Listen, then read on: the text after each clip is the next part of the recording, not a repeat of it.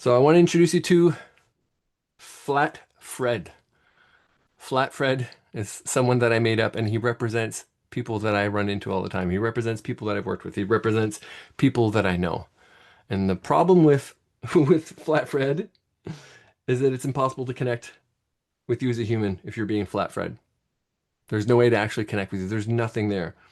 Flat Fred does not show or share anything that anyone else could possibly disagree with. Flat Fred doesn't share any strong opinions. Flat Fred doesn't share anything about himself that other people might have an opinion on. Flat Fred makes himself so flat that you can miss him. He's beige, he's vanilla. He's just some other thing in the feed you're scrolling away from. There's nothing. Like I posted today about I posted about poop, not just about poop, but like that's part of my post today. And I know what it's doing because I'm seeing the comments, I'm seeing the DMs I'm getting, and it's just, why did I do that? Because I had undiagnosed ADHD. And I know how that shows up for me. And it shows up that I think that 13 minutes before my first call, that I can poop, shower, make breakfast, get dressed, make a tea, and show up focused for, of course not. It's ridiculous. And I know I'm not the only one who struggles with this. So I wrote about it this morning and I see who it's connecting with. And I'm not saying you have to write about poop on LinkedIn, but just know that the limits is much further than you think. And you need and want to make it so that people can connect with you. If you're selling coaching, if you're working with an organization where you're helping transform leaders, if you're helping people with their health, with their relationships, if you're doing any real transformational work, your clients need to feel some connection to you. There's just, and you think about for someone to get the results they want, they need to feel comfortable telling you about the things that aren't going well, the fears they have, the stuff they fucked up, and they need to feel some kind of connection with you. Now, you can either make it that they need to meet with you 5 times or 7 times with you before they start to feel some kind of connection, or you can share a bit about who you are publicly so people start to feel connected to you. You can share some things you have strong opinions about. You can talk about the fact that you think Christmas is maybe a little too hype, or that you actually don't like spending time in sunny countries too much because the living in air conditioning and the humidity. Like those are Monday things. You can say that you hate coffee and you only drink tea. Like that's okay. And I'm going to show you some examples of places where like I go to another extreme, but someone should not have to have 3 Zoom calls with you to know that you really love golf, you kind of hate cats, and that you played soccer growing up and wish you were able to play pro or whatever that is for you. I'm just saying random stuff, but for you, there's some stuff like that. Allow people to get to know you. Allow them to get to know you. And so these are all examples of stuff that I say you can show. And sometimes when I talk about this, people think like, oh, I need to talk about my trauma. No, you don't have to air all your dirty laundry and talk about how difficult your divorce was or what, like, no. But can you show who you are as a person? Can you make it so people can connect to you, can feel some bridge? There's a quote that I love as I wrap up this rant and move on a little bit, which is that people don't buy coaching, they buy coaches. And I've seen it time and time again.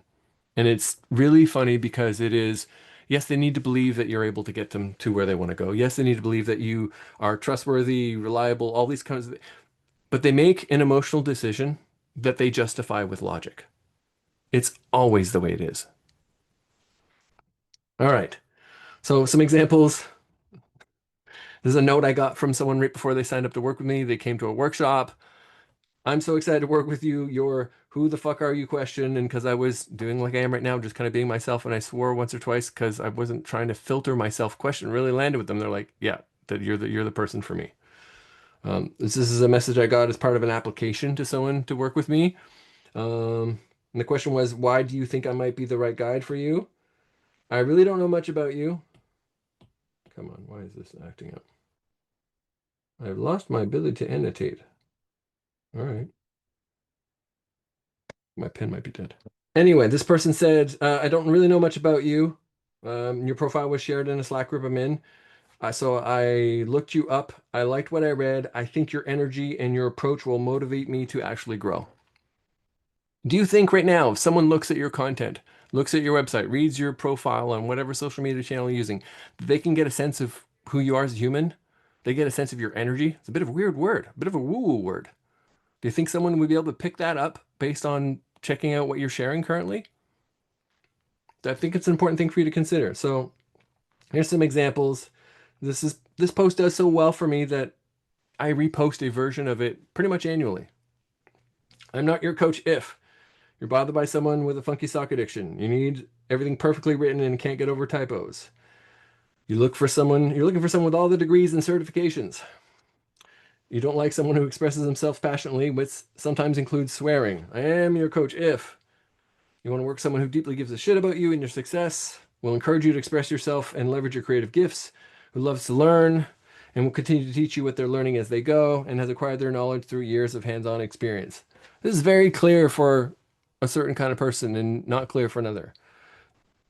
Every time I post this post or a version of this post, people reach out to me. People ask to book calls with me. People ask about how they can work with me. And there's a time when I shared this post where someone canceled a call with me.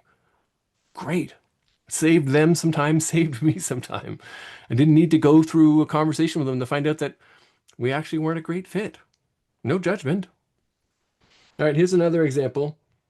And this one is like pushing the edge that like most people would never talk about. But after a certain election in the United States last year, the morning after, I posted this. I never said the first thing outright, but it feels like a must on a day like today.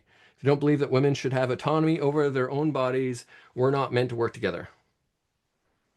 And then the second part was if we're in community on here and you voted for the man who won the big show, I generally like to talk to you.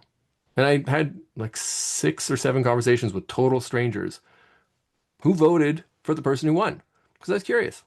For me, I was like, it does not align with my values. And instead of being judgmental, I'm like, I need to learn.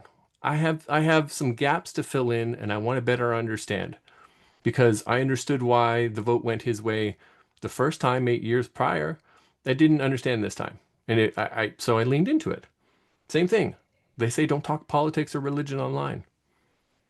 But the rules are made to be broken. And again, I'm not saying you have to talk about this stuff. I'm only sharing it to show you that I'm pushing and playing at a certain edge because it serves me, it scares some people away, and it deeply attracts people. And if you want to attract people where you're like, hell yes, this is a good person, I love spending time with them, they energize me, I know I can help them, you need to be able to say no thank you to the other people. So I'm sharing this because hopefully you're like, well, if Rob can do that, maybe I can show a bit more of myself. Maybe I don't need to be flat Fred.